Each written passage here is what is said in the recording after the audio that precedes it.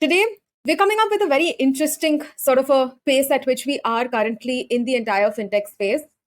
We've seen in the last decade or so, since I started my career in the fintech space, we saw a lot of fintech players moving from what was previously a gray area in the entire financial regulated space to now becoming in or moving in tandem with the regulators. So, if I remember back in 2012, when I first started my career, there were a bunch of these fintech new age companies which were coming up who were at least 10 steps ahead of the regulators. And for regulators, it was always about playing a catch up game. But with COVID, a lot of that has changed. Nowadays, if you're a fintech builder and you are doing something that's in a gray area in the regulatory space, then you can definitely expect the regulators to come knocking on your door. In fact, it's not just fintechs. Even big entities today are not, safe from the regulator coming and knocking on their door if it turns out that they're not adhering to the laws that the regulators have laid down. Now, in such a situation, one thing that we often think about is if there's going to be so much of a regulatory box and the box keeps getting closer and closer, how will innovation happen? I think that's why I wanted to do this talk, because when we think about open finance or open banking, this entire initiative was actually something that was thought up by the regulators almost 30 years before. So this is definitely something that the regulators were ahead of that time back then. Of course, technology probably wasn't around to kind of support all of that. But yes, come cut to today, we are seeing open finance, open banking across the world pick up in a very, very great way. And so I thought today we'll talk a little bit about open finance, open banking, and the entire open data conversation as well. But before that, if you all are new here, then thank you so much for joining me today. I know tomorrow is a holiday in large parts of the country. So the fact that all of you would spend your midweek vacation, the eve before your midweek vacation with me, really, really happy for that. But yes, for those of you who are new over here, I'm Kamalika Podar. I also go by the pseudonym of the FinTech Chronicler, and I started doing these weekly conversational style community podcasts recently, in addition to the newsletter that I also run. And the agenda is that while there's a lot happening in the fintech space, I think these open discussions that we have here is what really helps us also to understand the concepts a lot better and kind of segregate the noise from the actual meat of the problem. And today we're going to be talking about account aggregators. Now, the reason why I thought of doing this is because very recently I remember seeing this amazing article. By the way, all of you should also read it, about how account aggregators are helping in the entire digital collection journey. Now, if you remember, about 5-10 years back, digital lending was like the flavor of the fintech season. Almost everyone was trying to get into lending to the underserved or the unserved population over there. And they pretty soon realized the reason why most of these thin book credits or low credit score customers are not being served by typical institutions is because collections was a huge problem. But today, with a lot of data being available, I think even collections there is helping play a very big role over there. But that got me thinking. If we see how fintech has been kind of evolving over the years, the focus still is around lending. Now, I understand why it's around lending because, of course, that's where the margins are. I mean, ask any banker. Abhishek is there with us in the audience, and he's been a seasoned banker. He'll tell you that, yes, margins are the highest in lending if you can manage your risks properly. So I thought, why not take the entire account aggregator conversation, the entire open finance, open banking conversation, and think of use cases that we can have beyond that of just lending. The way that I thought I'll structure this entire thing is we'll first start off with a brief about what open finance, open banking is, how it evolved over time, India's implementation of open finance, which is also known as account aggregator. We'll talk of the growth of account aggregator in India. And for this, I also thought it would be a good thing for us to not just go through the technical aspects of account aggregator in India, but also UK's implementation of open banking, because a lot of what we're seeing in account aggregator today has, in a way, taken inspiration from what was implemented thanks to GDPR and stuff like that in the UK. And of course, finally, we'll also talk about some of the use cases that I can see having a potential down the road. Maybe not today. We may just be too early in the game for it today. But down the road, I do see a lot of potential for some of these other use cases that are there around financial inclusion for open finance to kind of take up. Also, I would love to encourage all of you at any point in time, if you feel that I'm either going too fast or you have a differing point of view, do raise your hand, come up on stage, and we'll have a very healthy debate and discussion out there. So with that said, let's get started. Now, I am also trying to record this entire session. So in case any of you feel like you're not able to give 100% here, then don't worry. I will definitely share the recording with all of you. All right. So open finance as it stands today, it's actually, if I had to draw Venn diagrams out here today, then there's a small bubble, which is open banking, where you're aggregating all bank related information like your account statements, your personalized banking service information, all other sorts of cash management and all of those other things that your banks typically do for you. Then you have open finance, where you have insurance, mortgage, pensions, consumer credit, investment related data, all of those coming in. So a lot of use cases that you see globally around open finance happen to be around personal financial management, one-shot dashboard for your entire wealth management journey, using a lot of alternative data for doing an accurate consumer credit assessment, building sachet-sized personalized insurance products, and so on and so forth. And then the biggest one of them all, one encompassing both of this, is open data. Now, with open data, you're bringing in other information pieces also into the conversation, like airlines, telecom, energy, retail, public transport, and all of those other things that we do on a day-to-day basis. So here, some of the use cases that are coming up are on, by the way, Amazon had this very beautiful where they're having an entire voice-enabled digital assistant that's managing your entire utility bill, all your subscription products, and everything seamlessly through the Alexa app itself. Then you also have personalized travel offers, financial and non-financial marketplaces, and curated offers for you on all of those. So yes, and this generates a lot of alternative data also that can be used for credit underwriting as well. So yes, even I couldn't kind of fully escape from the entire open finance for digital lending over there. But that's the genesis of how open finance, open data, etc. came up into play. So that's about the genesis behind open finance that's there. Moving on to the next piece, which was all about understanding, open finance, open data, and all of these are playing in with each other, or how they came into existence in the first place. So open banking, by the way, was something that was set up by UK under their PSD2 norms to give better control to consumers over their data in a way that they can consent to third parties, grant them aspect with respect to sharing their payments related data, or for even initiating payments over there. This was all when GDPR came into being back in mid 2010s out there, and because of this entire consent or the user consent based data sharing process that was there, European Union kind of realized that this can kind of extend to beyond just payment data as well. So one of the first instances that they decided to implement was to expose banks' APIs. And now banks, of course, are not going to be very okay with sharing that kind of an information openly through a standardized set of API, right? So the way that UK went about doing it, and even Europe for that matter, copied the similar model over there.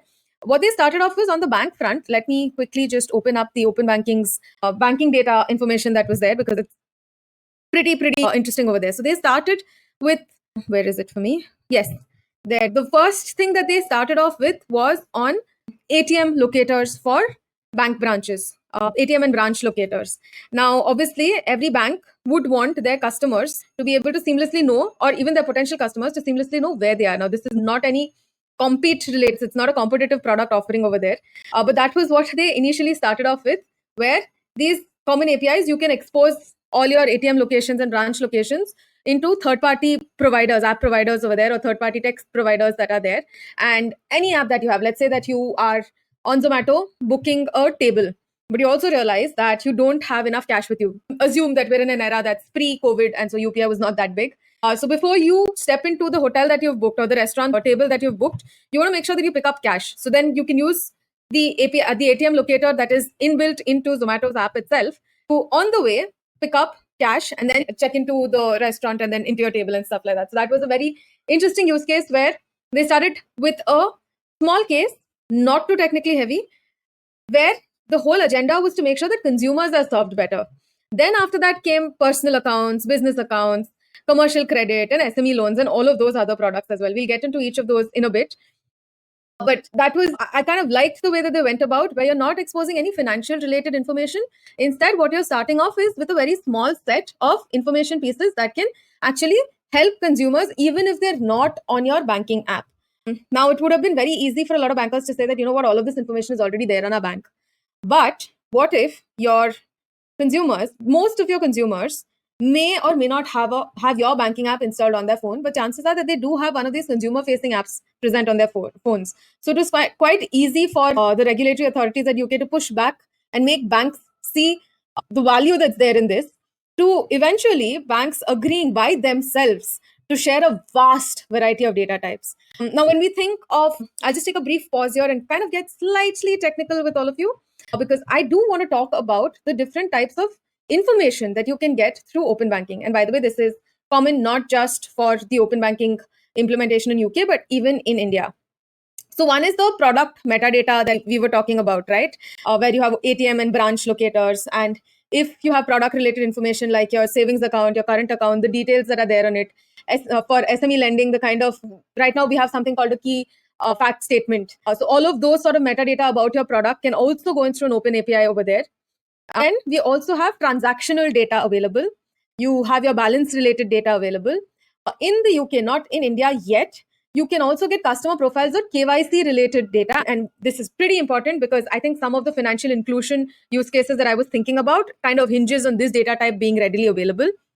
You have account details available. You also can see what all standing instructions, direct debits, and all of those variable recurrent payments that you've set up on your account as well.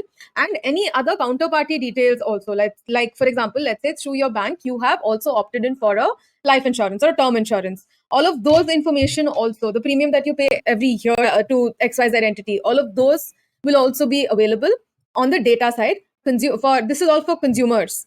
For business specific detail, you will also get to see your letter of credits that you have, if any, settlement related data that you've made to your vendors or from your buyers, and all of those good things. So the entire recon management that a lot of small businesses has to do can be easily done through these open APIs through open banking. Now, coming to the account types, with respect to what's implemented in India and in the US for banks alone, you have a current account, a savings account. This is on the bank side. You also have in UK any e-wallets that you have, any prepaid instruments that you have, all of those information also, loan accounts and credit cards also. In India, we're still kind of fighting to get that information onto the account aggregator system. Then on the money market side, any of your dematerialized accounts, the holdings that are there in that, all your investments accounts, your certificates of deposits, pension related data, all of those are the different account types that are present over here. In fact, what I will also do is, after this call, I will definitely share with all of you where you can see it's a public the Revit specs that are there, where you can see all the different data types and the timelines for when they're going to be made available if they're not currently live in India as well, because it's very important that we know what all data types do we have access to on today's date over there. All right, moving on. How has open finance been playing out in the world right now? But before that, I think I'd want to take a quick pause over here just to see if anyone has any doubts, or if anyone has any questions that they would like to raise, then please do come up on stage. Would be happy to take that up. All right. In case you're facing trouble in coming up on stage, at the bottom right corner of your screen, you should be able to see a hand icon over there. So do hit that, and raising your hand will immediately bring you up on stage. All I'll have to do is just approve, and don't worry, unless and until my system crashes, I will make sure I approve all of you on stage. So the way that open finance world over has been growing, there are typically broadly three ways in which it's been growing. One is a completely regulatory or regulation driven open banking, where being a part of this open API standards is mandated by your regulators. Then we have something that's a hybrid sort of a place where both the regulators as well as market forces come together to deliver upon open finance. And then finally, you have the industry driven, where it's completely left to the industry, for the market forces themselves to come up with these different API standards. Now, each of them have their own pros and cons. So I will kind of spend 5 minutes on that as well. When we think about regulation driven open finance that's there, Canada, by the way, ranks highest on that front, followed by America. So Brazil's with PIX. By the way, PIX has been doing spectacularly well on that front over there. And a lot of the European Union as well is regulatory driven. So it's become mandatory for them in European Union for them to be a part of the open finance API structure. That's I think, and I'm not sure, but I will need to confirm this, but I think Australia and New Zealand too are regulatory driven. When it comes to being completely industry driven, you will not believe it, but China happens to be completely industry driven. It's the market forces there that's kind of developing these open finance protocols that's there. Another place that is, and China was very surprising for me, because all of the banks are technically like they state owned, right? They're state driven over there. So for me, I felt that developing an API standard would have been much easier if it came from the People's Bank of China itself. And that way, everyone else has one particular standard of APIs to adhere to, versus a market-driven force where every fintech company that's coming up on the open finance side has to kind of develop their own API standards and then integrate with the banking stack of the various banks that are serving customers over there, which is a very tedious task.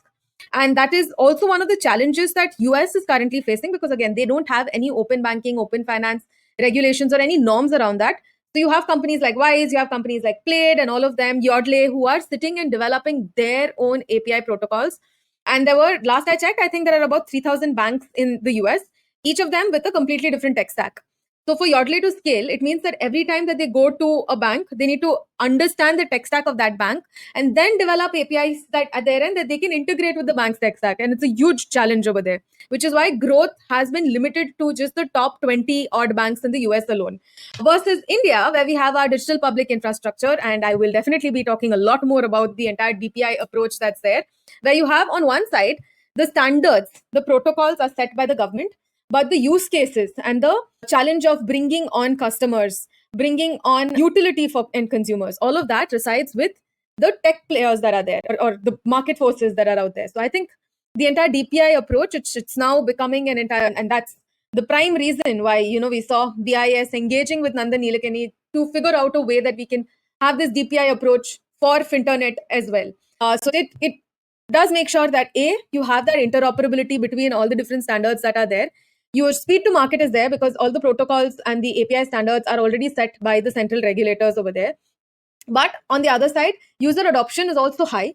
Trust is also high because market has to make sure that you're serving customers in a way, they feel trusted. They feel like they have the control at their end. In India, by the way, if any of you here using the IND Money app or even Grow app for that matter, yeah? So a lot of you would have had to submit your bank statements, right? And that nowadays no longer happens via PDF upload on Grow or on Zerodha, even on Jar, I think. Yeah, some of the big fintechs that I remember are live with account aggregator. So the flow that's there over there, it's a very simple sort of a flow where the user comes in, logs into the client app. In India, we call it the financial information user app, in which in this case, it's an IND Money or a Jar or a Grow or something like that. And when the FIU, the financial information user, asks for your bank statements, what you are instead directed to is an account aggregator widget over there. It could be an API of the account aggregator, but basically it's the account aggregator that's integrated onto the FIU. They ask to discover your accounts that's there with, say, an SBI or an HDFC or any other bank. Once the bank responds back, telling them that, yes, we found ABC account, we've discovered ABC account for this particular user, this is the information that we've passed to them. Typically for bank accounts, the primary key is your mobile number. If, say, the mobile number is also not working, then the latest implementation that's gone live, I think it was on Jan 10th of this year, was that you can also discover or you can dedupe accounts with date of birth and PAN. I mean, it could be that I have a joint account, with someone else, but where I am the primary holder, my PAN number will be on top over there, right? So that deduping becomes easier over there. So you have additional layers of using date of birth and PAN as well to dedupe and uniquely identify accounts. So now once the bank has sent back this particular discovered account, the next step is for the user to link it to this account aggregator platform. Now, when this linking happens is when the account aggregator can initiate the next step, which is ask the user for consent in order to transfer a parameter of information that the financial information user, IND Money, Jar, Grow, etc., are asking for.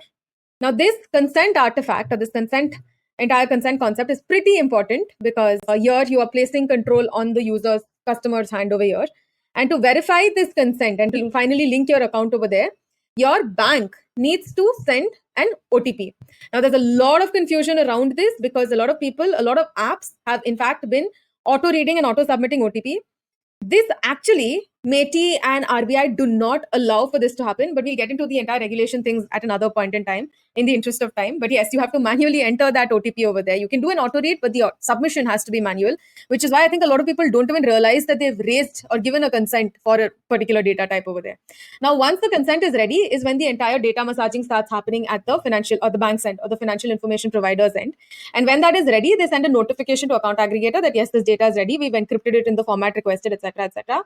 The account aggregator fetches that information, that encrypted data, and sends it to the financial information user, who then decrypts it at their end and then passes it for whatever further processing that's there.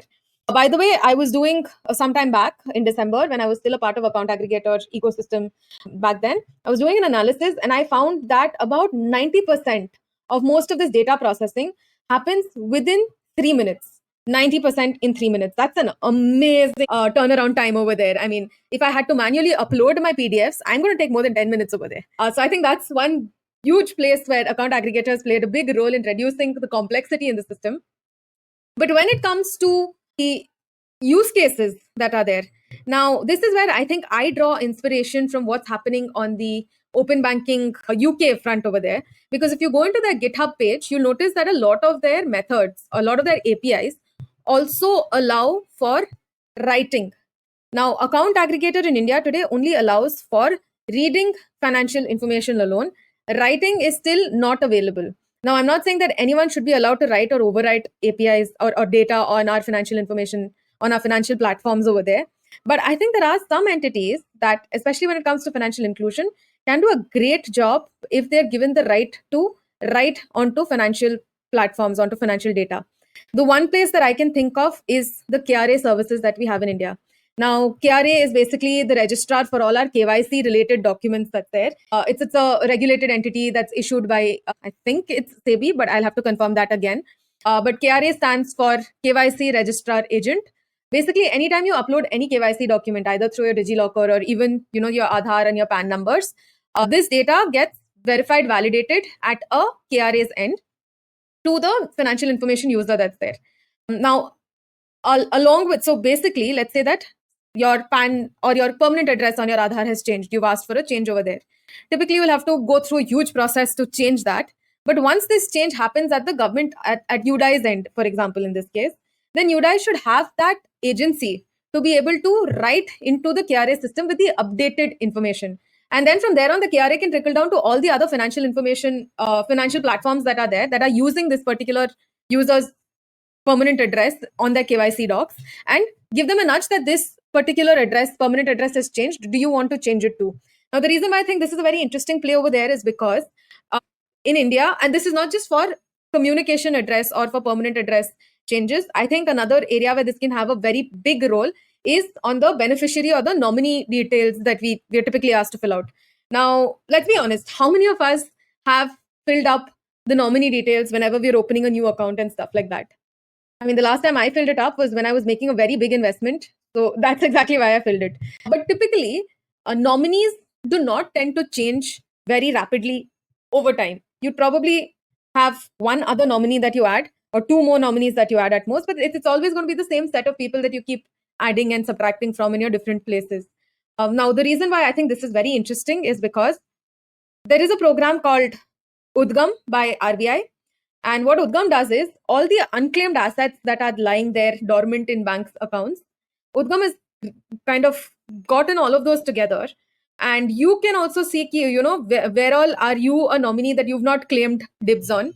And you can also see all your accounts where you don't have a nominee. So in the unfortunate event that you pass away, those accounts are going to end up being unclaimed.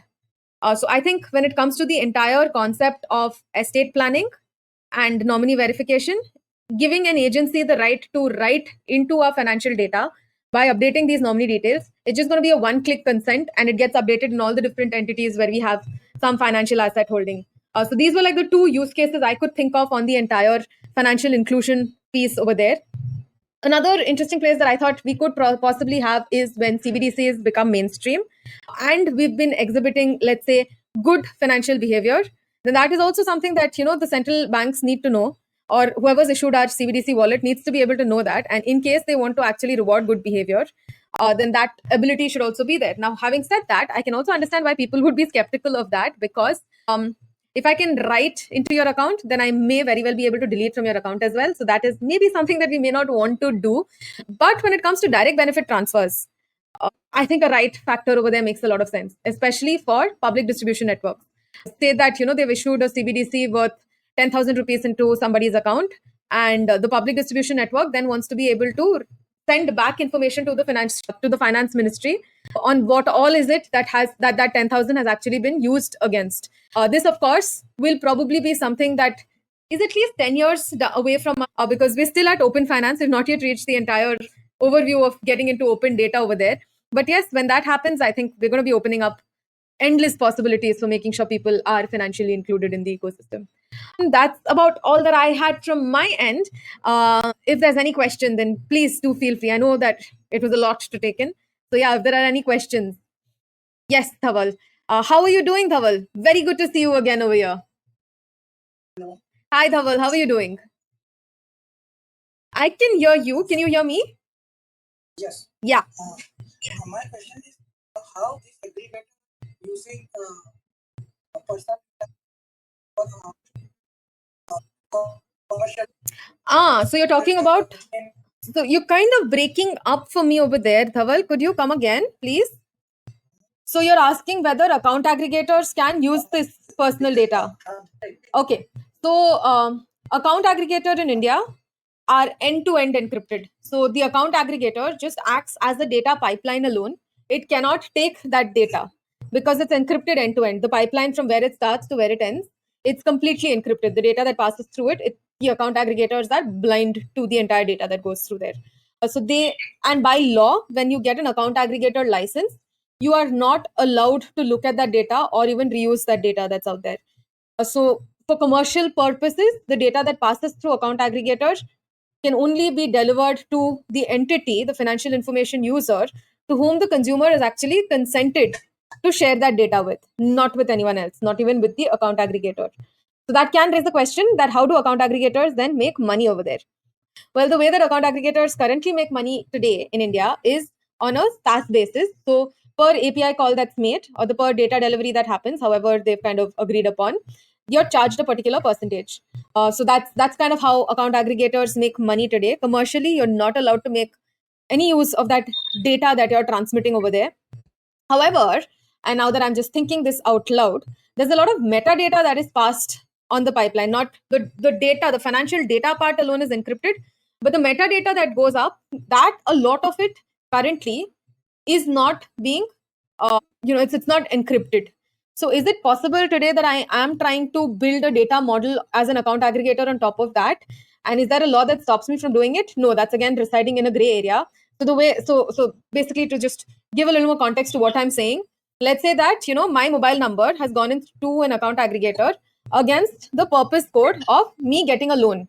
So basically, I'm doing a loan inquiry over there for whatever XYZ bank that's there. So this metadata is there with the account aggregator. Can they then use this to build an alternative financial model for me? Maybe yes. Maybe they're able to see that Kamalika also has, she also has a demat account. She's also invested in the money markets because she's also pulling data from the money market demat account over there. While they cannot see how much of an asset I have, but they do know that I'm actively trading over there because that's why I'm pulling data every day. She also is probably someone who's very financially savvy because she's using a personal financial management app as well, and so on and so forth. So they can build, a metadata about me, about what all activities I am doing, and build some layer of user behavior on top of that. Is that being done currently? I do not think so.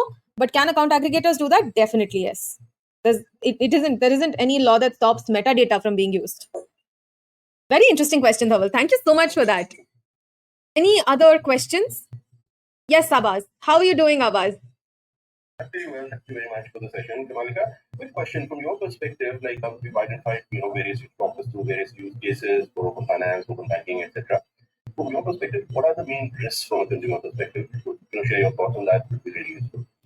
So today, if I see how open finance is in India, while we are giving a sense of what the user is consenting to, and by the way, the consent artifact on the open aggregator system, it's a very, I want to say it's easy to understand, but I'll admit it's not that easy to understand over there.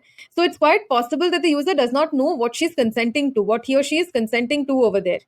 In which case, it's quite easy that I make the consent artifact just look that much more complicated and get away with, misusing that data over there. By misusing, I don't really mean that, the way that it's sold on the darknet misuse, but let's say that I say that I am taking your consent to help you with your personal finances.